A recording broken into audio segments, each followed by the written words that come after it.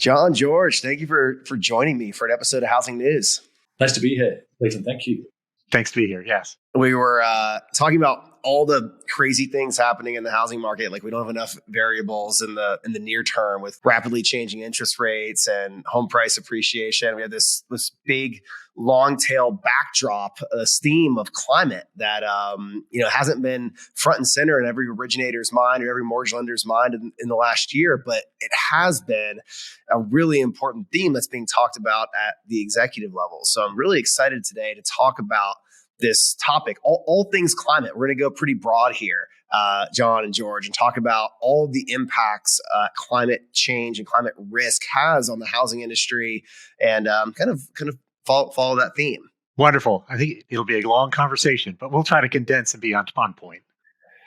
So, John, before we kicked off, you were giving me a wonderful introduction of George, and I'm going to let you introduce yourself first, and then I might ask you to introduce George because it was just so perfectly colorful. Thanks, Clayton. So, lovely to be here, Clayton. My name is John Rogers. I'm the Chief Innovation Officer for CoreLogic. So I get to run all the research and development for the company. So really going after some of these large initiatives from climate risk analytics that we're discussing today, and about also solutions that hopefully can help home ownership throughout the United States, both today and in the future. And then George Gallagher, who's with me, is really the linchpin and the mastermind on our climate risk analytics and how it really helps government agencies, public and non-public companies really assess the risk and mitigate that risk due to climate change on the 200 million structures in the United States. So really, George is the mastermind behind all of it. George, what was the quote that you used? If it blows or shakes or pours or something, what's your description of climate? I appreciate that, Clayton. And John, that was very nice of you. Thank you. I think it's overstated, but I do appreciate the sentiment.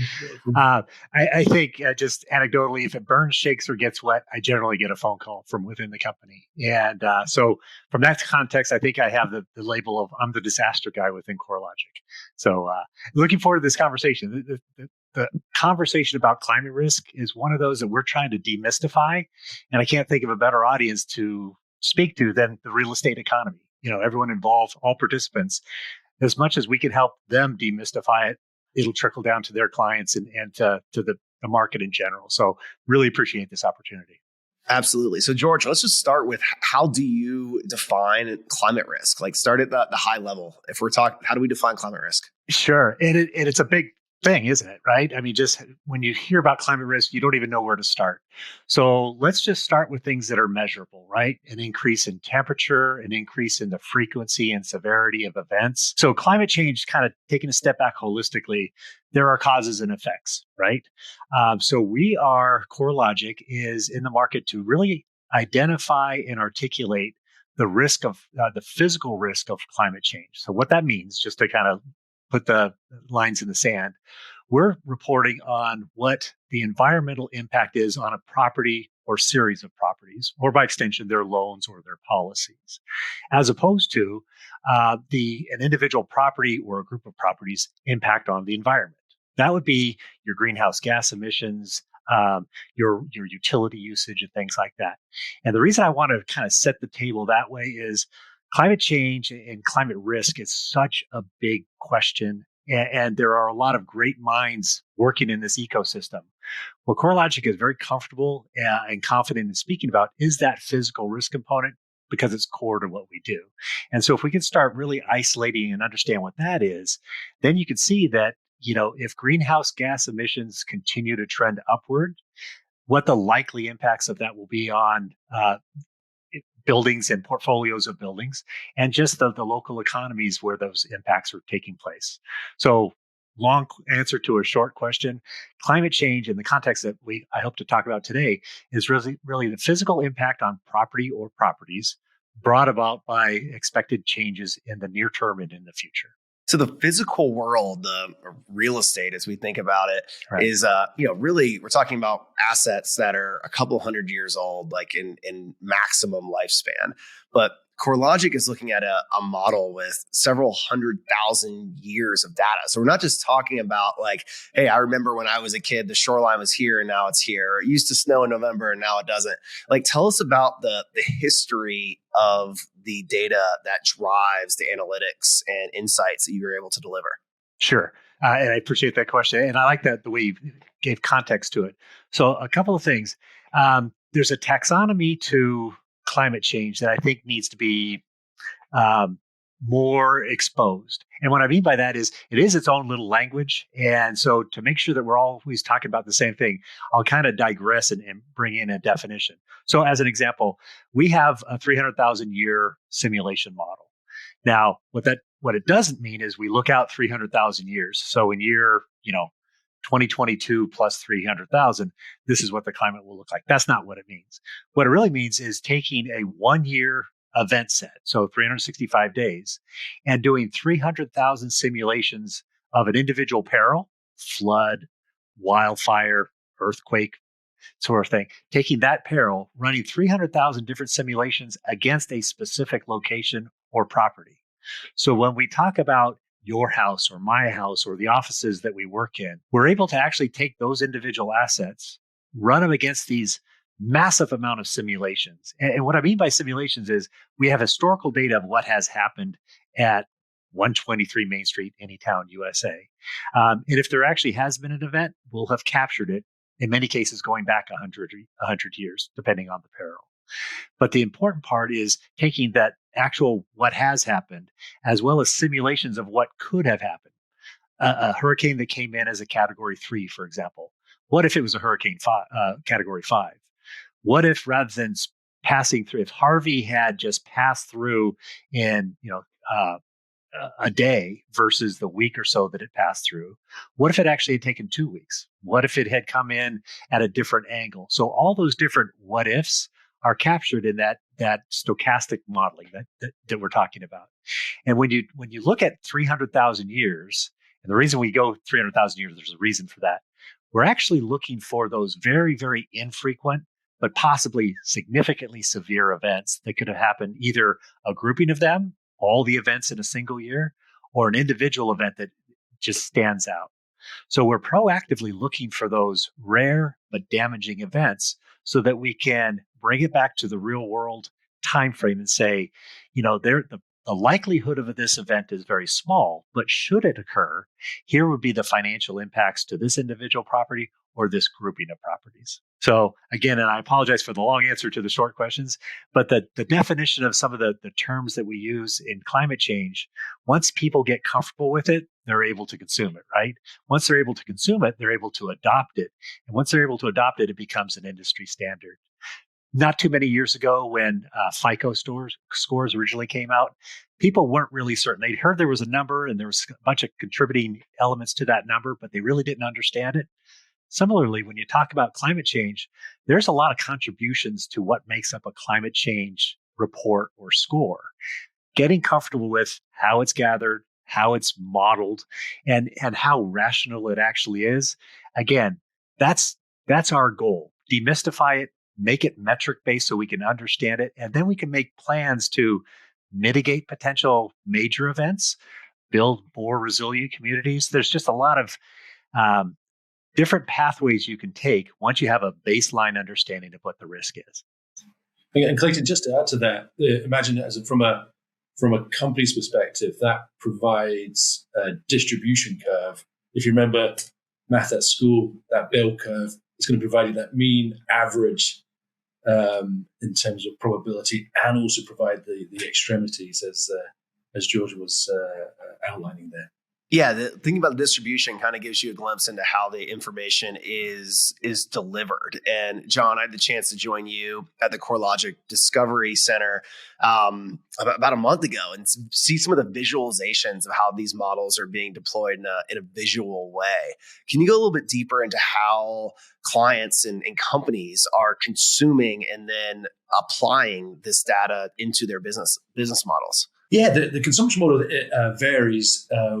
We certainly want to provide that choice and flexibility in terms of consumption. So everything from deploying it via secure FTP onto the client's environment. We can take their portfolio. We do something called clipping it, which basically assigns a property identifier similar to a social security number to you and I.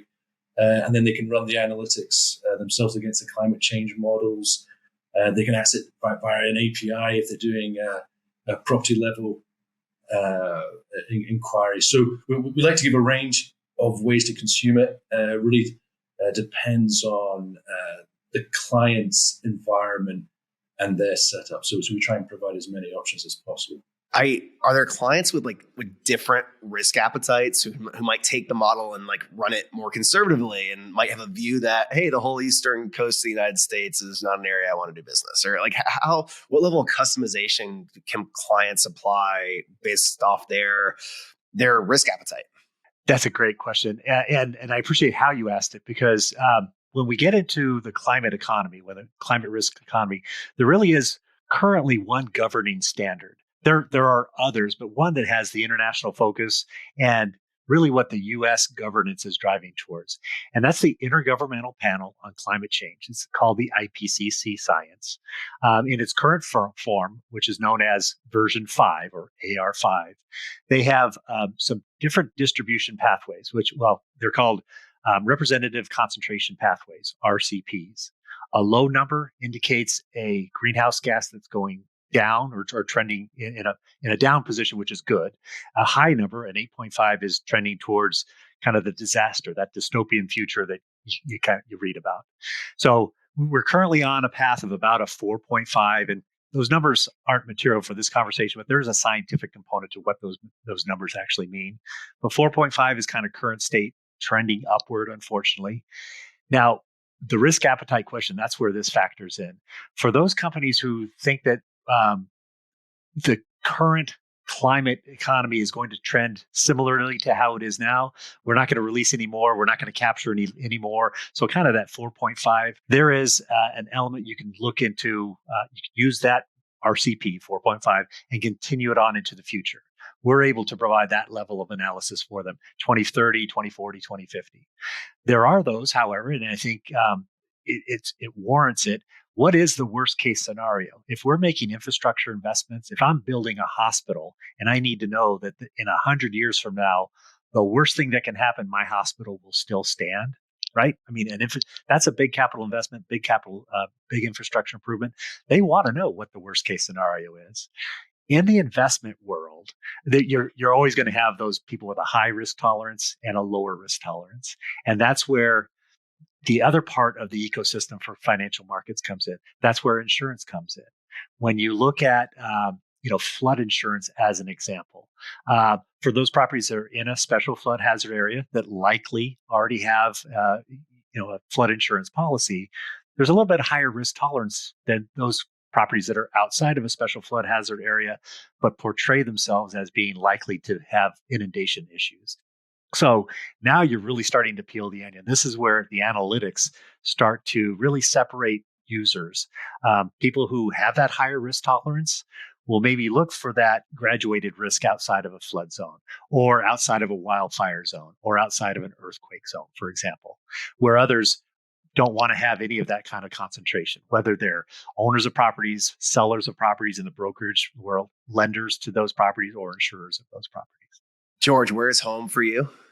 I'm in Southern California, so earthquakes and wildfires. That's my native language. I'm curious, being so intimate with the data and seeing the models run so many different ways, are there any parts of the country that you just would absolutely cross off the list and say, I will never live there under any circumstance?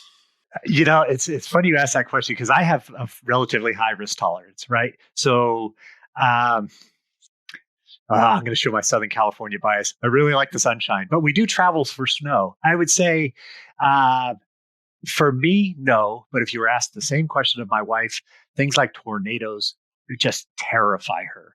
If we were in more of a wildfire zone, that would terrify her as well. We're already in an earthquake zone. We know what the potential impacts are there, and we've mitigated against those both personally and from an insurance standpoint. So I happen to feel that I'm an educated consumer, so I don't really have too many variables that I'm afraid of. It's funny you position it that way because I think people fear what they don't understand. And I grew up in Florida and have been through many hurricanes in my life and have no fear of going through another one. Hurricanes also, you have like pretty good visibility and like when they're heading in your path, like where earthquakes and tornadoes are a little less predictable. So tornadoes, earthquakes are scarier to me. But I'm here in Dallas now, and we have to deal with tornadoes every now and then, and I'm doing all right. So I guess the point I'm kind of driving to is like, what do homeowners need to understand about climate risk, and do they understand? Is it their job to understand? Kind of a big question, but kind of thinking through, do consumers really understand the risk they're taking buying assets in certain parts of the country? Yeah, no, it's a great question. And so right now, just nationally, right, there are individual states that have more disclosures than this. But if we're looking at a national view, the only real peril that's systematically considered is flood, right? When someone is purchasing a property, is that property, and they're seeking to have a government-backed loan is generally the criteria. Is that property in or out of a FEMA special flood hazard area, the 100-year flood zone, right? So systematically, that's the only peril that you can, in all 50 states, that needs to be accounted for. That, because of that, I would say, no, the consumers aren't well educated about even their flood peril, because if they're it's a very binary thing. You're either in or out of a FEMA flood zone. If you're out, even just a few feet out, you are out. And so I think the common thought is, I must not have flood risk. Well, there is graduated risk. Physics plays a role. Water will go to wherever the downhill is. And if you're below a FEMA flood zone, but outside of it, inundating rains could all of a sudden ruin your day because that's where the water will flow. But to get back to your original question, I am a believer that an educated consumer is going to be a goods consumer. And I think we're seeing trends, and I'll reference the SEC guidance and that was recently put out this year. There are trends towards more awareness, disclosure, and financial materiality. When it comes to the consumer, I think you're going to see the CFPB and others really promote things like more disclosure of risk by whatever the natural hazard might be, leading towards at some point in the future what that financial variable is. But I think that disclosure risk is coming sooner rather than later, and I view that as a good thing in the marketplace. I think to add to that, to add to what George is saying, there are some early indicators, Clayton, where think of like residents in Northern California. They may not be able to get insurance to protect themselves against wildfire. There's challenges with air quality, and you see some early indicators of population movements from these areas. Now, it might not just be down to these attributes; it might be down to high market values of the houses in that region. But there are some pockets of indicators that consumers are beginning to understand some of these aspects and coming to fruition. You're kind of flirting into the topic of insurability, and I don't know the insurability risk in California as well as I do Florida. But what I hear in the Florida market is insurance is becoming one of the biggest deal breakers in home purchases. So just the cost or lack of an insurer there to provide coverage that the lenders require. So how are insurance companies digesting climate risk and data, either in partnership with CoreLogic or through other sources? Yeah. So classically, and if you're running up into 2020, 2021, if you were to ask an insurance company for their homeowner policy, so let's be very specific, not life insurance and things like that, but homeowner policies, they typically write 1-year terms, and they can, with appropriate filings in the states that manage them, they can regulate their rates over time. And that was generally predicated on things like cost of reconstruction. What are materials and labor and equipment costs? If they're going up, insurers want to be able to raise their rates. Now, when you overlay that with not only current risk hazard, but also the potential for climate change, they're really starting to get into an area that's difficult for them. You mentioned that you live in Florida. Kind of the good news, and this also applies to Texas, is those two states have some of the highest adoption of building code standards that are quote unquote hardening buildings, right? So, which is a great thing for both of those states. It does increase the cost of the housing stock. So there's always a trade-off, but both of those states have very high uptake for building codes for resiliency. And there are other states that perform very, very poorly that. So both Texas and Florida actually are very good. So from an insurance standpoint, the homes are getting better, the construction is getting better, and the planning is getting better. There are other issues about, assignment of benefits and things that kind of go on its own path. If you're in Florida, there's been some recent summits for just to focus on homeowners insurance because it really is a big issue. But overall, it's an issue that the insurance industry is managing. They are working towards it.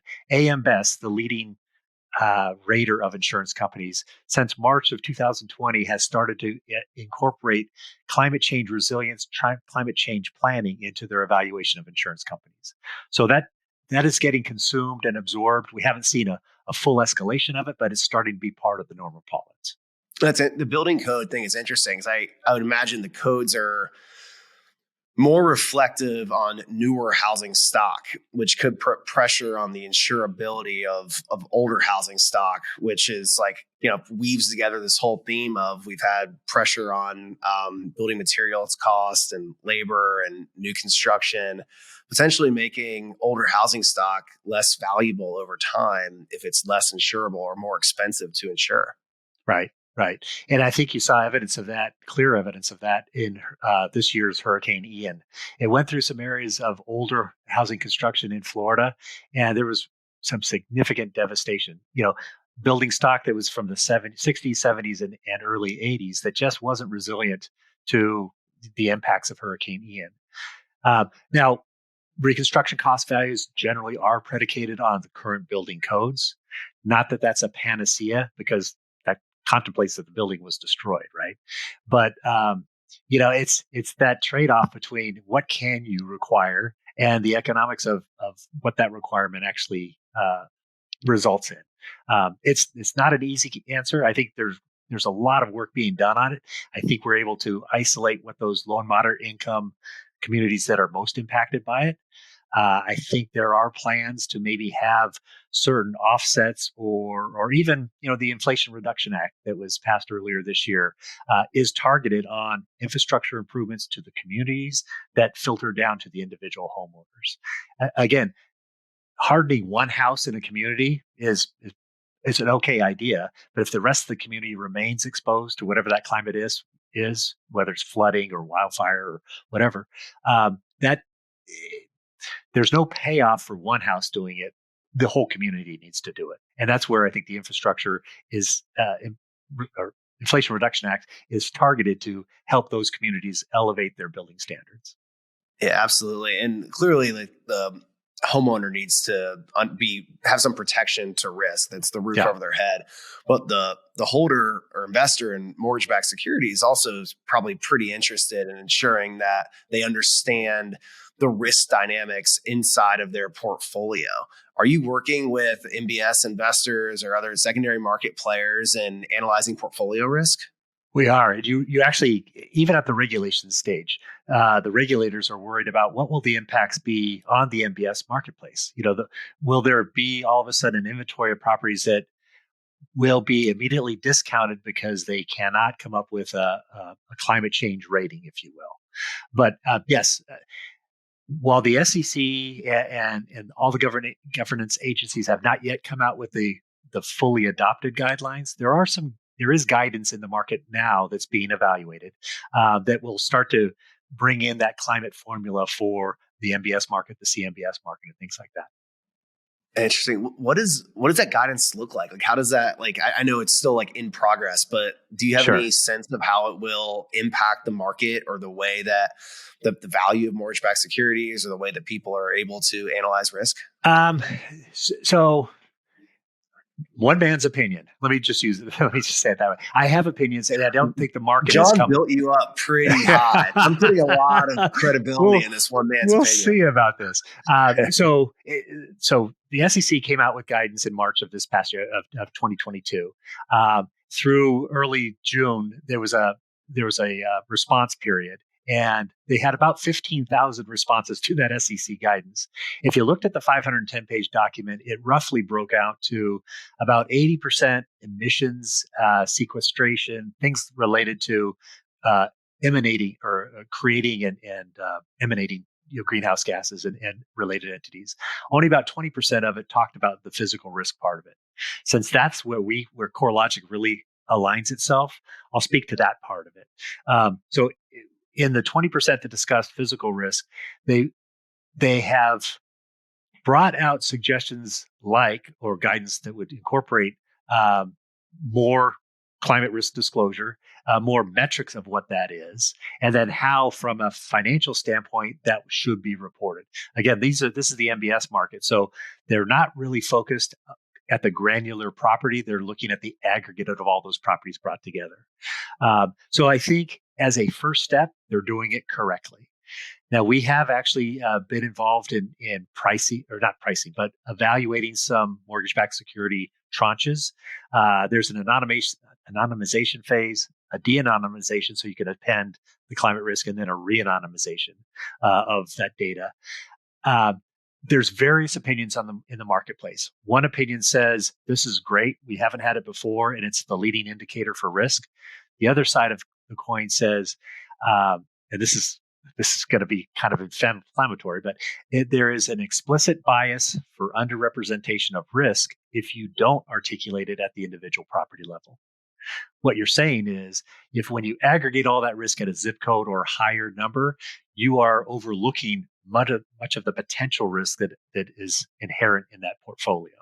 So it's a complicated issue, as it always is. But if we really break it down, the market has the ability to identify risk at the individual property. How that is ultimately portrayed in an MBS market, marketing package or risk analysis has yet to be fully determined. But we've worked with some of the regulators to show that it actually can happen. They have a need and a desire and a mission to anonymize the data, so no individual property can be identified. But that kind of runs up against some of these properties do have a substantial amount of risk, and how are we going to mitigate that? So when you say aggregating at the zip code level can kind of hide some of the risk profile, is that reflecting that? So like inside of a zip code, you might have homes or assets like right on the river, and others that are a mile off, and one on one side of the highway and one on the other, where like that might be a fire barrier. And is that what you're getting at there? That's exactly it. The zip code that I live in, I live in North County, coastal San Diego. So it extends from the ocean itself all the way into some of the foothills. So in that expanse, there's tsunami and surge risk. There's inland flooding risk from certain areas. There's also wildfire risk. So wherever your home is located or the property is located within that zip code, it might have a higher degree of risk. At the portfolio level, it is mitigated. But is it truly, right? I mean, is it truly? Is the issue that those folks who are promoting that it's an explicit bias against underrepresentation if you don't have the individual properties accounted for? And Clayton, just on those SEC guidelines, it's really interesting because it's basically stipulating that every public company needs to report financial materiality in excess of just 1% of any line item on their disclosure, on their filing. If you compare that to GAAP reporting, which is in excess of 10%, that's a very strict and a definition of reporting that materiality on your company's finances. So it's driving behaviors in the market right now, as we see across both agencies and enterprises. That is a very strict guideline, and one that I imagine players in the mortgage industry will kind of look at as another, another regulatory hurdle to clear. How do lenders clear that hurdle of being able to identify risk down to 1%? Well, first of all, it was a real attention getter. Of the 15,000 responses, I didn't read all of them, but that 1% materiality was a theme across, especially within the mortgage and lending industry, and the industry that I'm most connected to.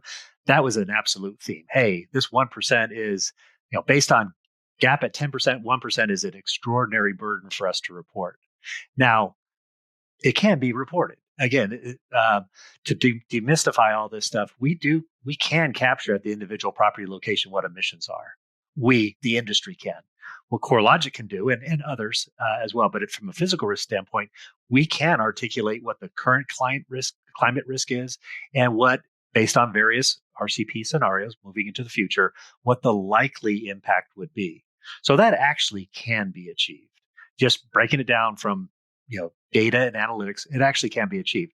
How well it can be packaged, consumed, understood, with an eye towards, given that X% of this has a high climate risk component to it, but Y% of it has low, does that mitigate the overall exposure? I don't know. That's for the MBS market to figure out.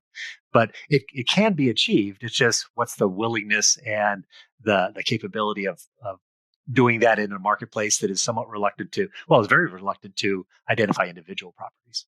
Is the SEC most focused on holders and investors in assets like mortgage-backed securities owners, or are they looking at like the independent mortgage bank as well, and the loans that are being originated and quickly sold off into the secondary market? Great question, but you have to take a step back on what SEC does. They're responsible for every publicly traded company. So you're talking about manufacturers, you're talking about retailers, and everything else. And not to get really nerdy or try to teach climate change all in one session, but there are 3 scopes that they articulate.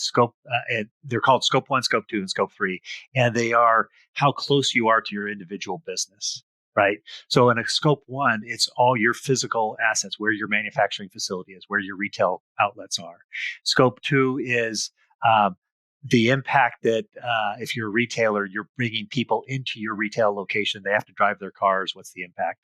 And then Scope 3 includes things like your supply chain. So, a manufacturer in overseas has to ship all of the content to you. What's the carbon footprint of all that? You, as a SEC guided entity, have to come up with a way of reporting all of those different scenarios to your bottom line, any one of which exceeding 1% on a line item is a significant financial materiality. So to get back to your question, they are looking for, I think if you were to unravel what the SEC is trying to do, they want to provide as much information as possible so that investors have the information they feel they need to make good judgments. And if supply chain issues are going to cut off the availability to a retailer, that's an issue. If a lender who is prominently in the southeast of the United States and climate change and sea level rise impact the markets they prominently lend in, well, that's an issue to her long-term viability of that company in that area. That lender might start looking into other areas of the United States to lend, or switch to a different type of portfolio, be more of a bank entity than a lending entity.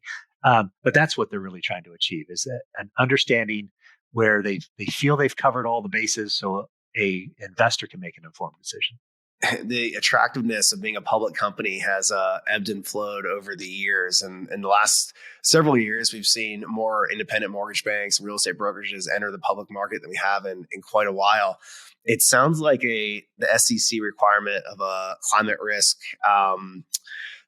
risk assessment is potentially like another burden of being a public company. Are private companies being looked at in a similar way, or are there any regulatory burdens that private companies are taking into consideration?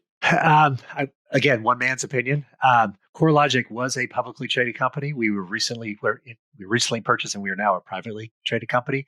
But I believe, and again, just my opinion, I believe we act like a publicly traded company in how we aggregate our data and we report our earnings and our exposures and everything else.